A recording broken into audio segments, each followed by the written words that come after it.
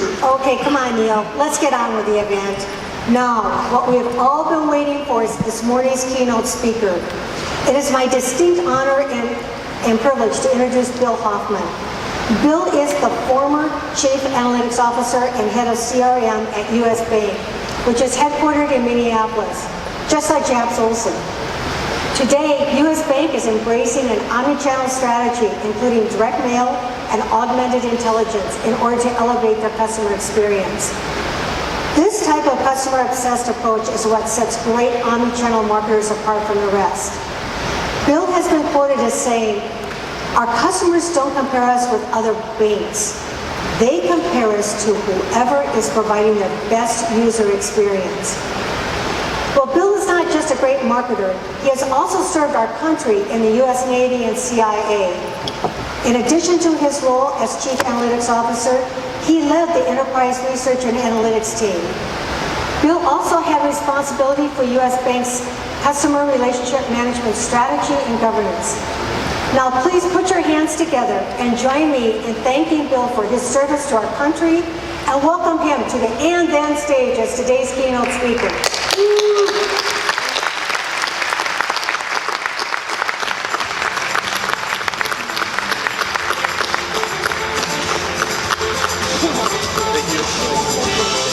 Great job, guys.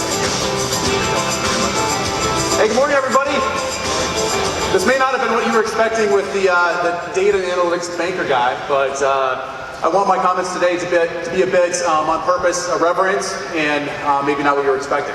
I also want it to be a bit of a wake-up call. We are in a place in human history where more data has been created in the last 5 years than up to that point in human history combined. Yet, I would argue our ability to leverage that data through analytics to drive actionable outcomes for our companies, for organizations, for our customers is probably at, if it's not an all-time low, it's pretty close. I don't know if anyone agrees with that sentiment, but so far data and analytics have really been an unfilled promise, particularly big data. So what I want to talk to you about today is a very practical way to start to think about how you can actually drive real outcomes from big data, sharing a few of the experiences I've had at US Bank, but other companies too. And I want to start with that. So first off, this is me. I've got one page of me and the rest is about us and about the marketing profession, how we're going to be able to help solve this problem. Most recently was at US Bank. Love the company, great culture, great people. I decided to leave to start a new nonprofit focusing on veterans. It's called Veteran Analytics or Vetalytics. Really with the idea being that there's a lot of great analytic solutions that we can use to solve problems like PTSD with vets or re-engagement with the workforce. So that's my passion, it's purpose-driven, and I've been doing that. So we'll be able to speak freely, unencumbered by any constraints of previous companies, although I have nothing to say bad about US Bank at all. It's a great place to work. Other places that have really shaped what you're going to see in my 25 years of doing this. I started my career at the CIA. I was an intelligence officer there. I started when I was almost 21. The person whose role I took has a star at the wall at Langley. He died in the line of duty. So I got to tell you right away, when you take a role like that as your first job out of college, you learn fast how important some of these roles can be. And really, as I think about the themes for me, whether it's been in the Navy, McKinsey, other places I've worked, for me, it's about enabling good decision making. Like, how can we really use good insights, good data, good analytics to drive better outcomes for companies, for organizations, for customers? And right now, we're just not doing that. There is a major gap between what's available, all the data, more than ever, in our ability to drive that into execution and to operationalize those outcomes into value. I also a small investor in a brewing company, maybe my favorite logo up there. If you want to learn a lot about customers, invest in a brewery, it's always fun. So enough about me. I want to talk a bit about really how to solve this problem of bringing big data to life. And I heard from the speakers today, Bonnie mentioned it, the importance of simplicity. That's really important. I also wanted to hit on this theme from yesterday about breaking your thinking, because I think the way we're thinking about solving data and analytics problems today is wrong. And I'll use an analogy coming up called clipper ships to explain that. But really, it's about how do we use our toolkit and our unique ability to understand human beings to solve the problem. The big data's promise is not yet here. The good news is we have all those tools. You all have the toolkit to solve for it. We're just not asking the right question. So we're going to keep this focus on simplicity, and I want you to leave here today with 8 to 10 things you can go do back at the office once you're back from this great venue. And I also want to say thanks to the ANA and DMA for having me here today. I want to hit on one other theme that was mentioned, this concept of kind of breaking thinking. That's a big one. We have a mindset that I think is wrong on data and analytics, and we'll put forward at least a new hypothesis, a new point of view on what that should be. All right, so to explain that, I'm going to use this analogy I heard first from Stephen Gillette, a good friend who was the CEO at Starbucks and is now the head of VC at Alphabet. So he's investing in a lot of cool new companies. I'm a Navy guy, so you can hear a bit of a Navy story here. So this, back in the late 1600s, naval power was really important to being a global power. And of course, those that had the best ships tended to have the best navies, and it ended up ruling the seas, right? So the way you ended up innovating with a vessel, a ship in the Navy at the time, was you had a sail. More sails, more power, wind is the primary premise of how you actually, can advance and really kind of take over the seas. So we started with the Dutch, the Glenavon, in the 1880s with 3 sails. This was state-of-the-art boat at the time, great ship, ruled the seas, helped the Dutch, really advance their economy and become, one of the most important powers at the time. So not to be outdone, the French, shortly thereafter, built the France 2, and as you may have noticed, it went from 3 sails to 4, major innovation. Not to be outdone, the Germans, with the Preußen, a few years later, came out with a 5-sail clipper ship. And, the thought being, of course, one more sail, it's going to solve all of our problems. And of course, the big one, the Thomas Lawson, the British, with a major curve jump in innovation, going not just from 5 to 6, but from 5 to 7. Wow. At the time, this was the way that navies were innovating. And I think it speaks to what the problem we're facing today is. We are continuing to add more. So the solution for data, and I heard from the opening comments the first session yesterday, the 3 things the ANA DMA is going to focus on: data, analytics, and data-driven marketing. The way to solve those is not to add more data and more analytics, okay? We are stuck in a path-dependent point of view on this. So what happened? Shortly after the famed 7-sail clipper ship, the steamship was invented and changed everything. Arguably an incredibly important piece in why the United States became a global power at the time. So changing the thinking and coming up with a totally different way to solve the problem ended up being the solution. My hypothesis, after doing this for 25 years at the companies I mentioned earlier and that you saw on the slide, that we're in the same place.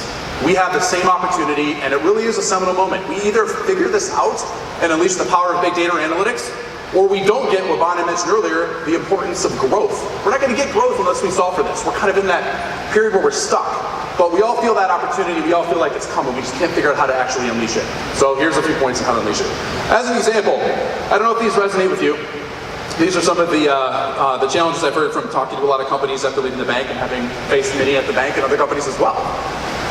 Fragmentation of insights and analytics efforts, inconsistent quality in the process, gaps in meaning, and a big one at the bottom there, stakeholders lacking shared vision and accountability.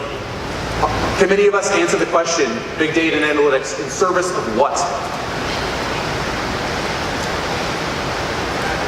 In fact, if you look at the latest Gartner research, got to throw a few data points in, I'm a data guy, my apology. 85% of current big data initiatives, over 500 across companies in the Fortune 500, actually I think it was 750 in the 500, over 85% of those big data efforts fail. 85%. So we're spending billions, tens of billions, hundreds of billions of dollars on investments in big data analytics, and that is where we're at right now. One of the things I believe that we can do to be better at this is involve a key partner in the mix. Now, when I was looking through the very impressive list of speakers, present company excluded, for the event here over the last 3 days, we have an amazing collection of experts across advertising, marketing, technology, analytics, data, social, digital. There were, and I looked at this 3 or 4 days ago, so it may have changed if 1 or 2 people joined, but out of that several hundred list of speakers, there were 0 people from human resources, from training, from change management. How are we expecting to change our organization without engaging the people we need to actually move that change forward? And in fact, I would argue that partnership that you're going to see in the next 1, 2, 3 years between marketing and human resources, and I'm not talking about the admin part of human resources, benefits, it's all important stuff. But how do you unleash people? How do you build an emotional attachment to your employee? How do you get them to live your brand? How do you engage them and light them on fire so they can bring their full self to work, as Bo's talked about yesterday? That is the key to unlocking big data and analytics. It's not spending a bunch more money on big data and analytics. Of course, this person looks familiar, right? This is from Rise of the Machines, the Terminator. I had a chance to be the keynote at Salesforce's Dreamforce last year, and had to talk about AI and ML and some of the benefits. And we did see almost a 400% increase in conversion using Salesforce's AI and ML tool called Einstein. But this is not going to solve that problem. We still need to be thinking about this problem as a human problem, not just a technology problem. I fundamentally believe that the AI and the A in AI stands for augmented intelligence, not artificial. We need to be able to leverage these tools, and I have a framework to show you how to deploy these. The bottom line is, I don't believe that we're going to be taken over by the rise of the machines. Skynet's going to be here. It's also important to remember that, like in Terminator 2 and 3, Arnold actually becomes our friend. It's an important lesson. But the machine will be helpful to us in a lot of process stuff. It's going to be maybe something we use to better enable our customer experience in the contact center. But you're not going to want the machine to read your kids, their bedtime book at night, right? So it's knowing when to use AI and ML that matters. This is a really important thing, though. This is from Dreamforce as well. We are really in the fourth industrial revolution. This is a tectonic shift in our economy. Steam, as mentioned with the steamship, was the big driver. Then electricity, then computing, and now it's intelligence. Now it's really being able to unlock the power of analytics and data to drive growth and to create better outcomes for more people. That's an important mission. As mentioned, mission's really important. I feel like this is my mission, is to make sure we can actually bring that to life. If we don't get growth and bad things happen. People lose their jobs. Countries go to war more often if the economies aren't great, right? So this is a big deal. You should all feel a deep sense of mission to help really bring the fourth industrial revolution to life. And we're right on the cusp of it. We just need a little help. So what's wrong? Peter Drucker is an amazing management theorist, and I think he nails it. The problem is we're asking the wrong questions. The questions we're asking is, what's the right whiz-bang analytics solution? What's the right way that I can integrate my data and increase data quality? How do I get my data stack or my data lake, which is really a data swamp, to work? Those are important questions. But for me, the biggest question right now that we need to answer is the following. Does it involve humans? Are we involving our human decision makers around the table for our marketing efforts? Are we making sure that as we launch a new marketing campaign, our frontline employees are familiar with it, that they can speak to it, they understand how to message it, they can be ambassadors to it, that we're bringing in key folks in operations, in IT, that actually need to bring to life the marketing strategy, that we know what it's in service of. So those emotional connections and building the emotional connection to data and analytics is the next wave that will unlock the power of both. But right now, we're not spending our money. Your companies and the folks in the room, we're not spending our money on that. We're spending most of our money on data to data or data to machine.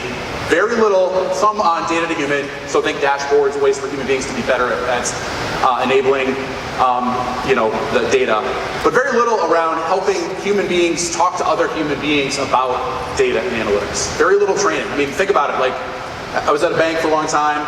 We had a ton of training classes on regulation and compliance, things we had to do day to day. I would imagine if you're a manufacturer, you have training on safety protocols, or retailers, how do you think about, sales operations? There's always training and engagement that is done at a company. Has anyone had a class on data, on analytics, on how to talk about it with your constituents in the company? No, right? That's the next wave, and it's back to the simple things. It's the simple premise of focusing on the human being and that part of the equation that will unlock big data. As an example, thinking about your company today, almost certainly your company has a customer centricity strategy. Your brand, your marketing strategy. What's your employee centricity strategy? How are you building relationships with your employees? I mean, it's your employees that are actually delivering, for the most part, that brand. Of course, digital is different, but even those working on the digital properties need to understand the brand to bring the brand to life digitally. So the idea that we are not focusing on our employees at our companies. And even if you're, I was speaking with one, with Galvin yesterday, one vendor partner who we were watching the student competition in one of the breakouts, and I was talking about this with him, and he said, yeah, you know, as a vendor, once we started helping our companies understand how to leverage this and talk to their constituents about what we were doing, that's really what unlocked the value. And I think that's right. Whether you're a vendor here in the room, a partner, or at a smaller big company, what's your employee centricity strategy? How are you engaging your employee base to deliver the brand and bring it to life?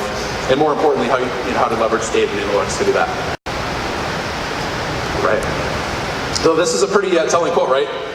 It's not the strongest of the species that will survive, it's the one that's most responsive to change. We are living in a world that is changing faster than ever. So more data, the pace of change going up faster than ever.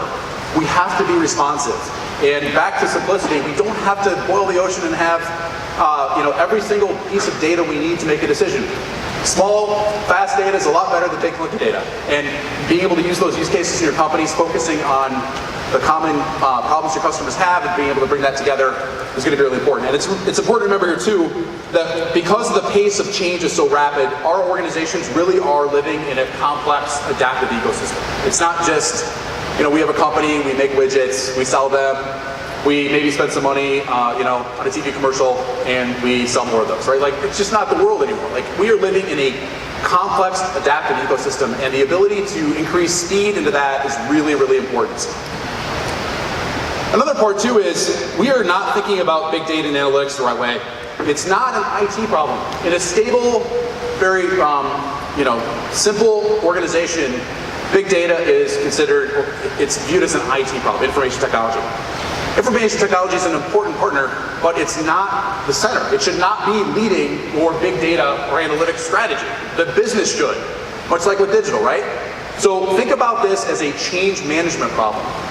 This is why data and analytics isn't driving outcomes when it doesn't. It's because people don't know how to use it. They don't understand what it means for them. They're not clear how it aligns to the strategy. Just very simple. Communications, training, those elements will be the key to unlocking big data and analytics value for you at your company. And this is hard, right? Bona mentioned this morning, right? It's much easier to kill an organization than change it substantially. So this is what we're facing. What I'm saying here, it's simple, it's not easy, but it's where you at least have to start your focus. Now that's hard because if you're at a company, a lot of your technology vendors are telling you that their solution is going to solve the problem. I've seen that, I've been there. My hypothesis would be that you need to have a high bar on that.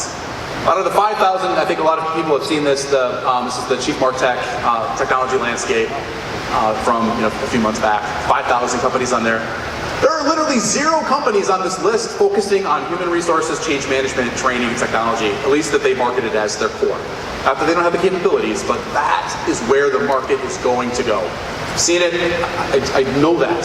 And that's going to be a very important thing for you to think about from a technology vendor perspective is what's the change management strategy? And I know there's often the 3rd or 4th bullet on slide 32 about change management. I'm not talking about that. I'm talking about making that the center of everything you do.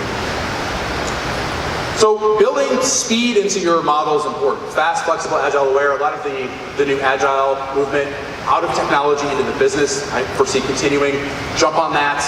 You don't have to be a 10-year Scrum Master to make it work. Just start adopting some of the agile principles and start small, experiment in a few areas of your company and use that to drive value. So here's a framework, it's simple, but a way for you to think about how best to deploy the big data resources at your company. So there's really 3 constituents. There's our customer, there's our employee, and then there's all the other stuff we use to enable that. AI, ML, robotic process automation, put whatever process next to that down there. We're kind of treating that all the same right now. It's important to delineate 2 things. One is, what's creating an emotional attachment? For the foreseeable future, unless some of the technology advances continue, and at some point they will get there, but they're not going to get there in the next 12 to 24 months. There still will need to be a way to enable a human being to build a human, authentic, high-quality relationship with another human being. You can do that digitally, but just make sure your digital team knows what that brand strategy needs to be.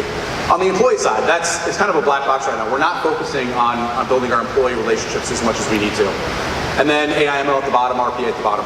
So think about the top 2 as enabling emotions and really powering people, and the others rational and powering process. So as an example of that, just very practically, well, first off, one key point, I would argue that the way your brand shows up to people is now this. If you have a bad experience that you've automated in your contact center, that's going to reflect poorly on your brand, right? If you are building a brand strategy, your employees don't know how to execute, the customer's not going to see it, and it's going to reflect poorly on your brand. So being able to have these three things working together is really, really important in the future. As an example, so whether it's a customer data platform, which seems to be a way for companies to outsource their data to another company because they can't figure out how to make it work internally, or whether it's a digital marketing platform or an automated marketing platform, whatever. Like if you want to bring that to life, like most people right now are focusing on this intersection between the customer and the machine. It's almost like I'd rather not work with Marie in accounting or Joe in finance. I'd rather have the machine take care of it for me. That's kind of how bad it's gotten in some cases, right? Like we need to make sure we're leveraging the DMP, but we've also got to do that in a way that incorporates offline data. So a lot of us are still doing offline, direct mail, that's important to a lot of companies still. What are the KPIs? How do we get employees to think about this in a way that they can use?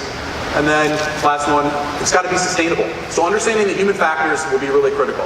And that's really what I'm leading up to here in the next few minutes is we have some answers. We have marketing answers, and we also have a good body of research called human factors that can help us. So I don't know if anyone remembers Slim Pickens from Dr. Strangelove. This is a funny movie about a guy who fell in love with a nuclear bomb. One of the reasons that the military put together a two-piece system is to ensure that there weren't any Slim Pickens that could just hit the button and cause World War III, right? So understanding not just the weapon system, but how people were engaged and interacting with it was an important part of military training. It's a big part of what what shaped me. We also, and of course in the movie War Games, for those that may remember it, we don't want to go 100% to the machine. In this case, the machine almost launched World War III thinking it was a game, right? So how do you balance those things out? And the key slide for me in this one right here. This is a look at some McKinsey research that was released earlier this year. And it looked at, if you look at the big data or analytics efforts that are successful, they're getting out to the front line. And one of the reasons the bank, our role at US Bank with analytics and Serum was together is we wanted to enable not just the C-suite, but also the frontline employee, those talking to our customers every day. You've got to be able to have a way to engage the frontline employee in the mix. Understanding what the barriers to success are, what's the system they can use, how do you incent them, how do you build their capability to use analytics and data, and how do you create a shift in mindset and behaviors. A few ways to do that. One, remember this, behind every data point is a heartbeat. But still, even if you're a manufacturer, there's still a human element to that data, and having that lens of how does this affect a human being in mind as you go forward will be really critical. The good news is we've nailed this, right? So people who have done segmentations in the past, if it's just a purely demographic segmentation, these two gentlemen would be in the same bucket. They're both 63, 64, they both live in the same neighborhood, they're both extremely wealthy, so therefore they must be the same person, right? Prince Charles and Ozzy Osbourne are not the same. We know that. Marketers understand the importance of being an individual and how to reach that. We need to take that toolkit and deploy it to employees in our companies. The way we do that is similar to what we do with a lot of tailored personalization. Let's just deploy it to our employee base. So here's a little bit on human factors. So human factors was created originally in the Navy to reduce a ton of helicopter accidents that were happening. So a couple researchers studied the whole thing and built a framework to reduce them. They've done a great job. It's like around 98%. So our 85% problem is a human factors problem. It was 85% crashes to start, brought down a lot. The way that the Navy went through this was very simple. It focused on the design, really human-centered design at the beginning. There were a few procedures and some focus on the rules of the road, of course, but did not focus on procedures and behavioral modification. So the objective is reduce accidents over time. How do you do that? Use human factors research. There's a ton of research out there. I'm happy to link you up with any of it. This is the key to solving big data and analytics problems today. Key points of that, engaging the workforce and having a continuous improvement mentality. Now, again, a lot of people see that and go, yeah, that's so easy and so simple on a slide, right? Like, you're right, it is. So why aren't we doing it? Let's go do it. Let's go experiment and test it out. Lots of research out there. You can see this presentation online. A couple of examples here. I'm not going to go through those in the interest of time, but they're there. There is a large body of research on how to solve this problem. We just need to aim that at this. Mentioned earlier, right? You don't have to create a data lake to do this. The Einstein case we had a chance to share at Dreamforce. Again, it was a 386% increase in conversion from our retail customers to wealth. That was a very substantial lift in our wealth management business. We only used 40 data points for that. We didn't use 3,000 or 2,000 or whatever, right? We started small. You can start small and scale your efforts. So be thinking about your shift here from focusing 70% of your time and effort on data collection and bringing together, 20% in analytics and 10% on what happens next. Shift it to 10, 20, 70. 10% of your focus on the data collection quality, 20% on analytics, and 70% on the change management, the training, the HR elements needed to bring it to life. I know that's a journey, it's not going to happen overnight, but if you do that, you will unlock the power of big data. Experiment fearlessly, right? Have a failure's okay mindset in your company. If you don't, you're not going to make it, right? Got to be able to have that experiment fearlessly mentality. And the machine's going to be helpful, but there's still a need for humans to understand context. Context is so important to analytics. If you're deploying analytics resources, always be able to answer the question in service of what? What will the answer to this get me? What's the benefit from it? And doing that just right now through the machine is not going to get you the same benefits. Right? Do better than think. If you're thinking of some ideas, write them down, go do them. Be aware of a lot of biases that people have. So this is we've already done that before, or it's not invented here. We don't need to do that. My business judgment's enough, right? We all run into this all the time. Dig deeper, understand what's behind it. There's a lot of great research and analytics around this problem. How do you break through barriers of mindset? That's an important part of the solve to get this right. This is a bit of a provocative slide, right? Okay, so IT will either be your best friend or your biggest enemy to get this done. It's just the way it is, right? So one of the things you need to ask is, how can you engage IT in the solution? And to be fair to IT, oftentimes we don't provide the right business requirements or give enough context. Something's built, it comes back, and we're like, WTF, this is not what I needed. So how do you build a more agile approach to that development? And how do you engage IT as a true partner? I would argue that the key way to do that is to try to get IT to be more strategic by putting your cloud, all your analytics resources in the cloud. Whether it's AWS, Azure, I don't care. Usually IT will say that we can't do that because of regulatory compliance or security issues. It's crap. Okay, so the CIA has its cloud on AWS, and the Pentagon has its cloud on Azure. Those are public statements, those are available, you can check them out. Like if it's safe enough for them, it's probably safe enough for you. Get on the cloud, you can innovate faster, even if it's just building an analytic, a ranch on the cloud and having it separate from the big data on-prem. Please do this. And I really believe this. If companies aren't moving to the cloud in 2 years, then you're going to miss it. You just can't adopt at the pace of scale and change you need to be able to win. So again, experiment fearlessly. Figure out ways to get some of your data on the cloud and to work with partners to do so. Think about the overall process. So really, the way you bring data and analytics to life is you plan and direct. So what's the question we're solving for? You go get some data for collection, you process it, you analyze and produce it, and you communicate it. This is the intelligence cycle I learned day one at the agency. It's not complicated, right? It's the cycle. We're using it in companies too. But unfortunately, we are spending all of our time on the right side of the slide, not the left.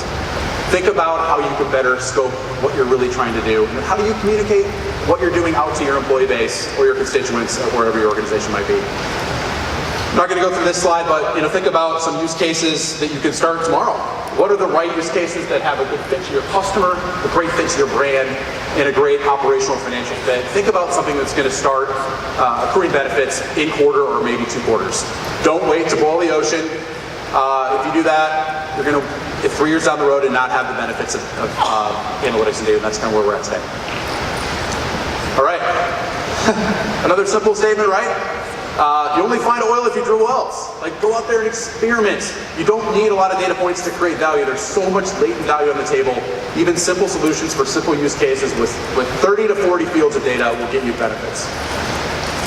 All right, so last piece. I really believe that over the next, as I mentioned, kind of 18 to 24 month period, there will be HR people, human resources people, change management people, training people that start to join this movement with marketing so we can solve for this. I don't know if it's going to be called the Department of Human Marketing or whatever that is organizationally, but the two groups at a company that know customers or people the best are the marketing group and the HR group. Work with your HR partners. Find those that know how to unleash people, who know how to understand what the biases to action are within your organization, who can unleash and engage a work team, bring it to life, who can help you understand how to personalize not just your marketing strategy, but your strategy to your employee base for employee centricity. That is going to be the key to success. Put HR at the head of the head table. As you're thinking about marketing strategy, bring an HR partner with you if you're at a company. If you're a vendor, make sure you're bringing change management, training, marketing resources, or HR resources along with marketing in your discussions. You know, this is a really important thing, right? Like, it's still, despite all the data and analytics, marketing, human resources, companies, what we do, it's still about human beings. How do we unleash the power of our people and our organization to bring the brand strategy to life? Those that are doing a good job at that, even if it's through a digital manifestation of the strategy, still need people to build that. That is going to be the key to winning in the future. Just a quick lesson from GE, which is a company that's gone through a rough road, now coming back, new leadership. When you look at GE's book, Jack Welch's book with Susie on winning at GE, everyone talks about the Six Sigma pieces, financial forecasting, performance measurement, all the details. But there's a huge part of the book that talks about bringing HR on par with finance and marketing. I think perhaps companies that lose that then can fall into the trap of, well, the process will solve for it. And you see the results there. A lot of companies are not growing because they're not bringing the people elements into the mix. So last slide, my 30 seconds left. Here's 10 things to think about Monday, right? So think about your clipper shifts. What are those mindset barriers that you have at your company that are maybe leading you down a path that might not bear fruit? Understand what the barriers to driving data and analytics really are. What are the right questions? What are the 3 or 4 use cases you can start tomorrow at your company? And make sure you're bringing HR, change management, and training into the mix. Think about 3 use cases with the bias for action. What can you do in a quarter? Doesn't have to be fancy, just get some benefits to create momentum and be able to build from that. Make sure you stay close to the customer and the employee. Small, fast data, a lot bigger than big, clunky data. Don't wait for the big data lake. It never gets done. Start small with a very discrete sets of data, and you can move forward from that. Think about activating AI and ML through people. So augmented intelligence, not artificial, because there's nothing artificial about building a high-quality human relationship. Be hands-on, value-driven, get to the cloud, stick to fit. Make sure your use cases are focused on your brand, your customer, and you can actually do them operationally. Keep it simple, bring your HR partners in, and last but not least, make sure that you're focusing on execution in a fast and flexible way. These are some principles. The context of them will be different based upon your company, but think about these as the path forward if you really want to unlock the power of big data and analytics. And last piece, think about human factors. I'd be happy to share any points of view on that. Again, I'm starting a new veterans nonprofit, so happy to share any context and stories. I'm not going to sell you anything. Don't need to be sold anything. I'm in a good spot. I just want to trade stories on how we solve for this together because I truly believe we have to solve for this to unlock the power of big data and analytics. And if we do that, we're going to be in our 4th industrial revolution and we're going to get back to growth. So thank you very much. It's been great to be with you. Appreciate your time today.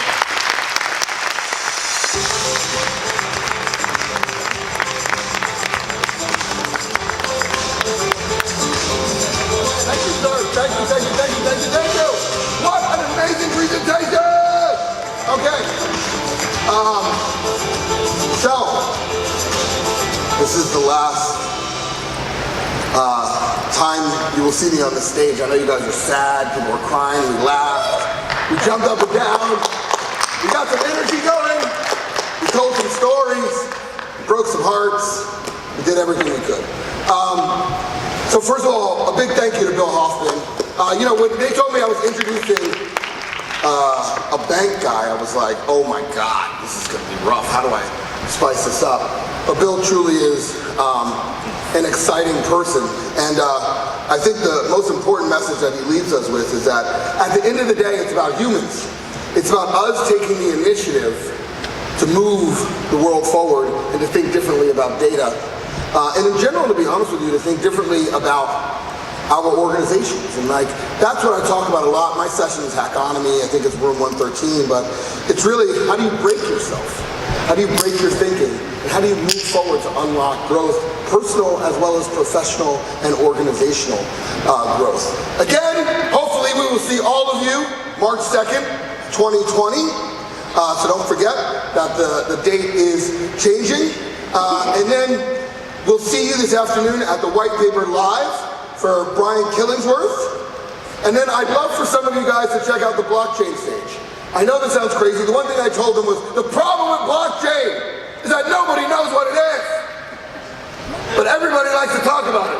And the best is people who say, what do you think about blockchain? They're like, well, I don't like cryptocurrency, but blockchain is going to be the future. Okay, and then they're like, we need to have identity. And they're like, you're like, somebody explain what it is to us. But the reality is if you think about it, cryptography, other people as well, cryptography has had concepts of how to encrypt data in distributed manners years ago, decades ago. But they didn't have the technology to actually get it done. They didn't have the technical infrastructure to do it. It just happens that it came to life and it's been called blockchain. It literally is only the new internet. And I want you to think about the internet. ARPANET was created in 1964. ARPANET, the concept that basically the internet is built on. I know none of you would drive a car that's 60 years old, right? Unless it was refurbished or redone. And that's literally what we're driving today. Blockchain will be infrastructure future. I definitely encourage you to spend some time learning it. And the one thing I try to do when I moderated a number of panels on that stage, and I'm not saying to come see me, but was try to get people to talk in plain English about what it is. Because I think as it enters into the media landscape, the biggest challenge we have is that nobody's explaining it in layman's terms. Nobody's simplifying it and it's showing us true applications. Like it's one thing to talk. Show me how it's actually being implemented. So we are still, I think, a ways away, but let your curiosity begin to be piqued and at least begin to set a little bit of understanding around that. So, I've said enough words. I'm going to get in trouble. They're flashing the clock at me. So, it's been such a pleasure to get to know all of you guys and to be here with you. Thank you, and enjoy the rest of your day.